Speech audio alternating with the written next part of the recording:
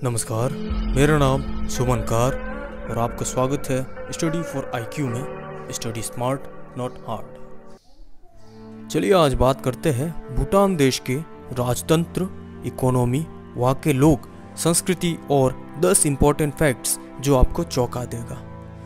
बने रहे वीडियो के आखिर तक ताकि भूटान के बारे में आपसे लोग जान पाए।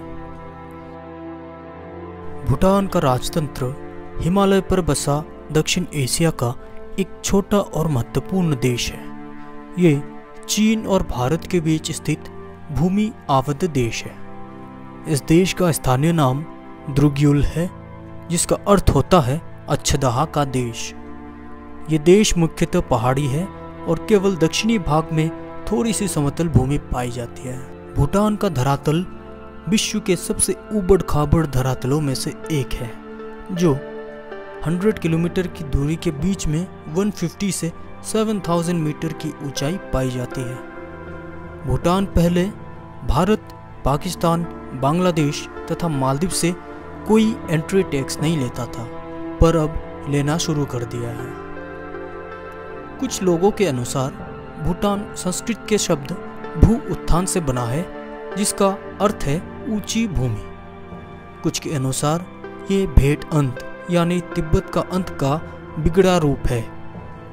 यहाँ के निवासी भूटान को द्रुग्युल तथा इसके निवासियों को द्रुक्पा कहते हैं। इसके अलावा भी भूटान के कई अन्य नाम पूर्व में रह चुका है। 17वीं सदी के अंत में भूटान ने बौद्ध धर्म को अंगीकार किया।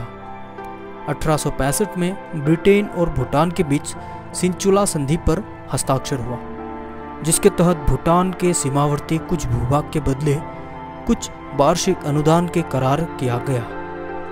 ब्रिटिश प्रभाव के तहत 1907 में वहां राजशाही की स्थापना हुई। 3 साल बाद एक और समझौता हुआ, जिसके तहत ब्रिटिश इस बात पर राजी हुए कि वो भूटान के आंतरिक मामले में कोई हस्तक्षेप नहीं करेगा, लेकिन भूटान की विदेश नीति इंग्लैंड द्वारा तय की जाएगी। 1947 के पश्चात यही भूमिका भारत को मिली। 2 साल बाद 1949 में भारत भूटान समझौते के तहत भारत ने भूटान की वो सारी जमीन उसे लौटा दी जो अंग्रेजों के अधीन थी। इस समझौते के तहत भारत का भूटान की विदेश नीति एवं रक्षा नीति में काफ़ी महत्वपूर्ण भूमिका दी गई। भूटान का राष्ट्र प्रमुख राजा अर्थात द्रुक ग्याल्पो होता है, जो वर्तमान में जिग्मो खोसर नामग्याल वांगचुक है।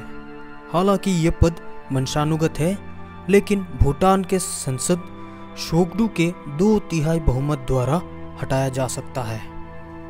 शोगडू में 154 सीट होती है, जिसमें स्थानीय रूप से चुने गए प्रतिनिधि 105, धार्मिक प्रतिनिधि 12 और राजा द्वारा नामांकित प्रतिनिधि 37, और इन सभी का कार्यकाल 3 वर्ष का होता है। राजा की कार्यकारी शक्तियाँ शोगडू के माध्यम से चुने गए मंत्रिपरिषद में निहित होती है। मंत्रिपरिषद के सदस्यों का चुनाव राजा करता है और इनका कार्यकाल 5 वर्ष का होता है। सरकार की नीतियों का निर्धारण इस बात को ध्यान में रखकर किया जाता है कि इससे पारंपरिक संस्कृति और मूल्यों का संरक्षण हो सके।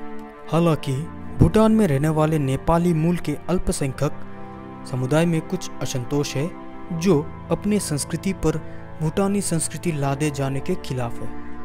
इस व्यवस्था का विरोध करने वाले नेपाली भूटानी नेपाल तथा भारत के विभिन्न हिस्सों में शरणार्थी बनने के विवश है। पूर्व नेपाल से करीब 1 लाख से ज़्यादा व भारत में 30,000 के करीब भूटानी नेपाली शरणार्थी के तौर पर रह रहे हैं। भूटान चारों तरफ से स्थल से घिरा हुआ पर्वतीय क्षेत्र है।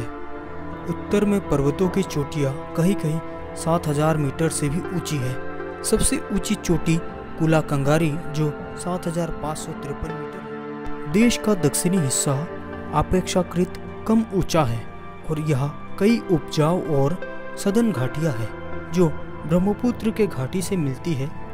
देश का लगभग 70% हिस्सा वनों से आच्छादित है। देश की ज़्यादातर आबादी देश के मध्यवर्ती हिस्सों में रहती है। देश का सबसे बड़ा शहर राजधानी थिम्पू है, जिसका आबादी 50,000 है, जो देश के पश्चिमी हिस्सों में स्थित है। यहाँ की जलवायु मुख्य रूप से उष्णकटिबंधीय है।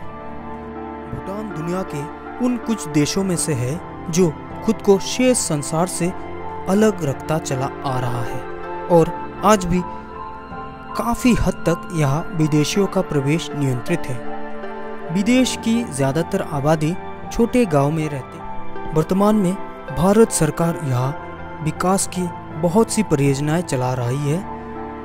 इनमें से सड़क निर्माण, ब्रिज निर्माण, बांध निर्माण आदि शामिल है। इससे भूटान से यातायात और अर्थव्यवस्था दोनों में सुधार आ रहा है।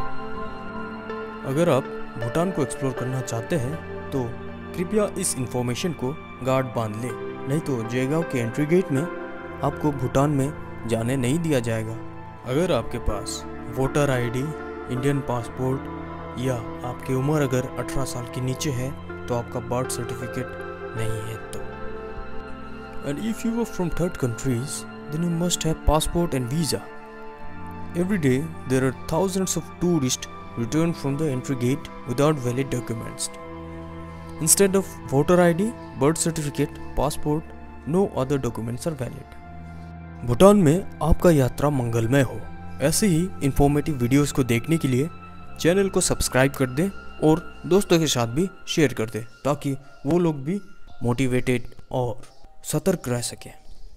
जय हिंद, जय भारत।